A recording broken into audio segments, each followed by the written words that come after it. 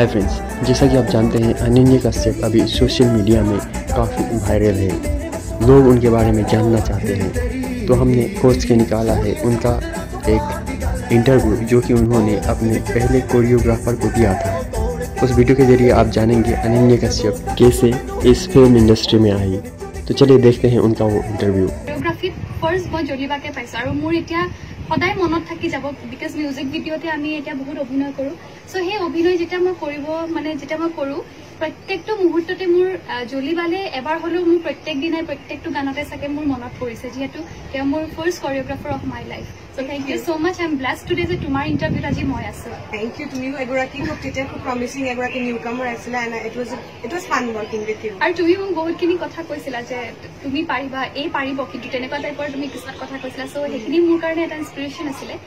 Anyways মই এই লাইনটোলে আহিছো ফাৰ্ষ্টতে মই আহিছো 2010 মই মেট্ৰিক পাছ কৰিলো দেন মই এইচএস পঢ়ি আছিলো তেতিয়া আৰু মোৰ এইটো লাইনত ফাৰ্ষ্ট আনিছিলে আমাৰ অসমৰ একেবাৰে চিনাকি মুখ সকলোৰে মৰমৰ জনপ্ৰিয় অভিনেত্ৰী মাধুৰীমা চৌধুৰী। সো মাধুৰীমা মাহীয়ে মোক এইটো লাইনত আনিছিলে। সো তেনেকৈ মোৰ জাৰ্নি ষ্টাৰ্ট হ'ল লাইক 2010ৰ লাষ্টৰ পৰা। তেতিয়াৰ পৰা দৰ্শকৰ আশীৰ্বাদত তোমালোকৰ ডিৰেকশ্যনত তেনেকৈ কাম কৰি এতিয়ালৈকে ইমানখিনি পাইছোগৈ আৰু আসলতে আমাৰ দৰ্শকৰ মৰম আমাৰ অভিনেতা অভিনেত্ৰীসকলক দিয়ে জীয়াই ৰাখে যিয়ে উৎসাহ দিয়ে কাম কৰি আগুৱাই যাবলৈ আৰু আপোনালোকৰ এই মৰমৰ কাৰণে আজি যিজনী কণমানি ছোৱালী ক্লাছ 10 পাছ কৰি মেট্ৰিক পাছ কৰি আহি আমাৰ মোৰ লগত কাম কৰিছিল আজি এগৰাকী প্ৰতিষ্ঠিত এগৰাকী হিৰোইন হ'ল আপোনালোকৰ আগত। এতিয়া অনন্যা তুমি যেতিয়া মাধুৰীমা বাইদেউ যেতিয়া তোমাক এই লাইনটোলৈ লৈ আহিছিলে বুলি তুমি কৈছা তাৰ আগতে তোমাৰ এইম কি আছিল? তুমি নিজকে এগৰাকী অভিনেত্ৰী হিচাপে দেখিছিলা নে তোমাৰ বেলেগ কিবা কৰাৰ ইচ্ছা আছিল? মই আচলতে ক'ব বিচাৰো যে মই এটা কথাত মই নিজকে বহুত সৌভাগ্যৱান বুলি ভাবো। যিবোৰ সপোন মই হয়তো সৰুতে দেখিছিলো সেইবোৰ সপোন আজি মই জীয়াই আছো এইটো মই ভাবো। কাৰণ মই সৰুৰে পৰা যেতিয়া আমাৰ স্কুলত মানে what is your aim in your life বুলি যেতিয়া সুধে মই মানে কেতিয়াও doctor I want to be an doctor I want to be teacher মই কেতিয়াও ডক্টৰ ইঞ্জিনিয়াৰ টিচাৰ কেতিয়াও মোৰ হোৱাৰ এইম নাছিলে। যদিও মই পঢ়া শুনাত বেয়া নাছিলো কিন্তু মোৰ সদায় এইম এণ্ড এম্বিশ্যনটো আছিলে মই কালচাৰেল লাইনটোত মোৰ থকাটো মোৰ মন আছিলে আৰু মোৰ নামেৰে যাতে মোৰ মা দেউতাই পৰিচয় দাঙি ধৰিব পাৰে মই যেন মৰি গলেও যাতে মোৰ নামটো জীয়াই থাকে। চ' তাৰ কাৰণে মই অভিনয় জগতখনতকৈ মই আৰু ভাল কিবা এটা লাইন মই ভাবি নাপালো আৰু অভিনয় একেবাৰে মোৰ সৰুৰে পৰা সেইটো নিচা। কংগ্ৰেচুলেশ্যনছ, তুমি তোমাৰ সপোনবোৰক লৈ জীয়াই আছা আৰু সেই সপোনবোৰক লৈ যেন তুমি আৰু ভৱিষ্যতলৈ আগবাঢ়ি যোৱা তাকে কামনা কৰিম। অ'কে অনন্যা, আজিলৈকে তুমি বহুত শ্বুটিং কৰিলা। তোমাৰ এই শ্বুটিং পিৰিয়ডত কেতিয়াবা আমাৰ বহুত কিছুমান মেমৰিজ থাকি যায়। তুমি মোক দুটা ইনচিডেণ্ট কোৱা। এটা হ'ল কমেডি য'ত খুব জমনি কিবা এটা হৈছিল তুমি আজিও মনত পৰিলে হাঁহি উঠে আৰু আনটো কিবা চিৰিয়াছ যিটো আজিও মনত পৰিলে তোমাৰ হয়তো ভয় লাগে বা মনত থাকি গ'ল তেনেকুৱা দুটা ইনচিডেণ্ট আছেনে? এনেকুৱাতো শ্বুটিঙত এতিয়া আমাৰ ইনচিডেণ্ট সদায় বনিয়ে থাকে নতুন নতুন। আমাৰ shooting is a fun place আৰু মোৰ ভাল লাগে। আমি যেতিয়া এণ্টাৰ শ্বুটিঙৰ দিনটো আমি কেনেকৈ পাৰ কৰোঁ আমি নিজে গম নাপাওঁ ন। চ' সেইকাৰণে ইনচিডেণ্ট বুলি ক'ব গ'লে মানে জমনি যদি ইনচিডেণ্ট হয় সেইটো মোৰ ভাল পাব নাজানিলো যিখন মই চিনেমা প্ৰথম চিনেমা। চ' সেইখন চিনেমা যেতিয়া মই ফাৰ্ষ্ট শ্বুটিং মানে দৰ্শকসকলে যিসকলে মোৰ চিনেমাখন চাইছে তেওঁলোকে গম পাব। তোমাৰ চাগে মনত আছে? মই আছিলো তেতিয়া। তুমি নাছিলা তেতিয়া আছিলে কি জানা চাইছা নহয় এই মুৰ্গী পোৱালি যে ধৰিব লাগে মোৰ এষ্টাব্লিছ যিটো শ্বট। চ' মানে মুৰ্গী সৰু সৰু মুৰ্গী পোৱালি আৰু মোৰ মানে কি হয় মোৰ পেটছ মানে কুকুৰ মেকুৰী সৰু সৰু যিয়ে হোৱাট এভাৰ মানে মোৰ কি হয় দেখিলে সৰু বস্তুটো বা পেটছৰ প্ৰতি মোৰ মৰম নথকা নহয়। আই ডোন্ট হেট দেম বাট মানে আই কেনট গ to them and I cannot love them I cannot hold. আৰু সেই বস্তুটো মানে যিটো তাহাঁতৰ মানে বডিৰ পৰা যিটো মানে ভাইব্ৰেশ্যন ওলাই ন সেই বস্তুটো মোৰ খুব ভয় লাগে। চ' এনেকুৱা এক্সপিৰিয়েঞ্চ মোৰ হৈ পাইছে। চ' যিটো মোৰ সৰু সৰু মুৰ্গী পোৱালিৰ যিটো চিন সেইটো চিনত মই মানে মুৰ্গী পোৱালি ধৰিবলৈ যাওঁ। চ' ধৰিব যাওঁতে মই মানে ধৰিব নোৱাৰো আৰু সেইটো শ্বট মানে গোটেই দিনটো ৰাতিপুৱাৰ পৰা লাইক 2-3টাতো বাজি গৈছে অকল মই এনজিয়ে খাই থাকিলো। চিৰিয়াছ ইনচিডেণ্ট বুলি ক'বলৈ গ'লে তেনেকুৱা খুব চিৰিয়াছ নোটত এনেকুৱা ইনচিডেণ্ট হোৱা নাই কিন্তু এটা ইনচিডেণ্ট মোৰ মনত আছে। মই এটা নেপালী গান কৰিছিলো আমাৰ অসীম গগৈ কোৰিঅ'গ্ৰাফিত আছিলে গানটো। চ' তাত আমি জ্যোতি চিত্ৰবনত আমি শ্বুটিং কৰি আছিলো।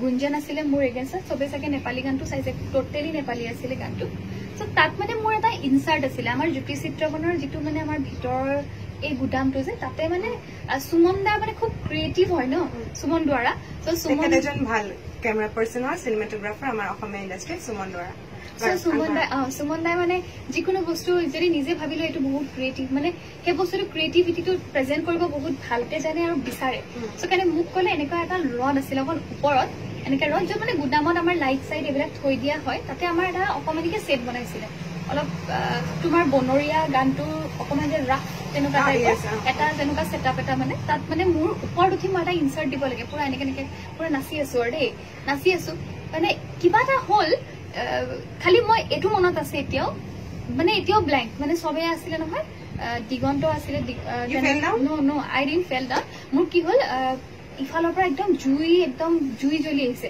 জুই জুই জুই জুই পলা পলা পলা এনেকুৱা মানে তাৰপিছত একদম চব পলাইছে তাৰপিছত নাম নাম নাম নাম দিগন্ত আছিলে কোনোবা এচিষ্টেণ্ট তাৰপিছত একদম অনু নামা নামা নামা জুই জুই মই তেতিয়া মানে পুৰা নাচি আছো নাচি নাচি বুলি মই এনেকে জুই যে মই একদম জুই মানে একদম এনেকে লাগি আহিছে কিবা এটা হ'ল থাৰ্মোকল একদম পুৰি পুৰি আহিছে মই একদম এটা জাম্প দিছো সেই জাম্পটো যে দিলো মই বাহিৰত আহিলে উফ বাচিলো বুলি কৈছো সেই বাচিলো বুলি কোৱাৰ পাছত অসীম দাই কৈছে তেজ মানে সেইটো যে মোৰ ওপৰত যে উঠিছিলো এটা ৰডৰ স্পেচ সেই ৰডটোত মানে এনেকে গজাল ওলাই আছিলে মই নামোতে সেই গজালটো মানে এনেকে কৰি মোৰ এই পৰ্চন ফালি নিছে সো তেতিয়া কিন্তু গানটো যিহেতু আমাৰ এনেকুৱা হয় যে অকল মই আজি জড়িত হৈ থকা নাই গানটোত আমাৰ বিভিন্ন কলা কৌশলী সব জড়িত হৈ আছে সো এইকাৰণে মোৰ কাৰণে ষ্টপ হ'ব নালাগে আনাদাৰ এটা দিন মানে সিংগাৰজনৰে হওক প্ৰডিউচাৰজনৰে হওক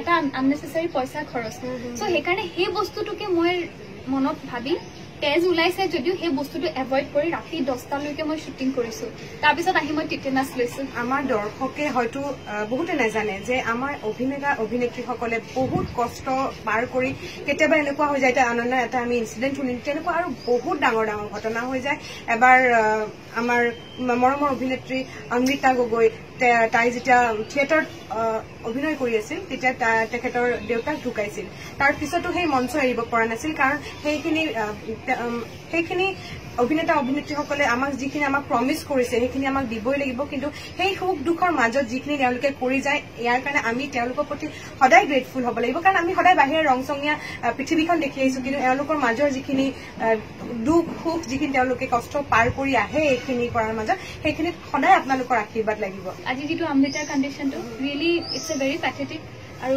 শ্বি ইজ ৰিয়েলি ভেৰি ষ্ট্ৰংগাৰ সেইটো ক'বই লাগিব চ' তাই ইনস্পিৰেশ্যন হৈ আচলতে ৰখি গৈছে সেইখিনি জেগাত ইমান মানে এনেকুৱা এটা কণ্ডিশ্যন কাৰো নহওক তথাপিও আজি দৰ্শকৰ কাৰণে ইয়াতে বৰষা বাৰো নাম ল'ব লাগিব ডেফিনেটলি মই সেই কথাটোৱে মই ক'ব লৈছিলো চ' বৰষা বাৰ যিটো পেথেটিক কণ্ডিশ্যন সেইটো মানে এটা সদায় মানে থাকি যাব আৰু এওঁলোক দুগৰাকী হয়তো আমাৰ কাৰণে খুব ডাঙৰ এটা ইনস্পিৰেশ্যন হৈ সদায় থাকি যাব যিখিনি সাহস তেওঁলোকে সেই মুহূৰ্তত দেখুৱালে ৰাইজক তেওঁলোকে প্ৰমিছ কৰিছিলে সেইখিনি কৰিব গৈ যিখিনি নিজৰ তেওঁলোকে ত্যাগ ছেক্ৰিফাইচ যিখিনি তেওঁলোকে গ্ৰহণ কৰিলে সেইখিনি আমি কেতিয়াও friends thank you for watching Ananya Kashyap की वायरल वीडियोस आप हमारे चैनल पर देख सकते हैं उसका लिंक हमने इस वीडियो के कमेंट सेक्शन में दे के रखा है तो friends thank you for watching ऐसे ही खबर पाने के लिए आप हमारे चैनल को जरूर सब्सक्राइब करें।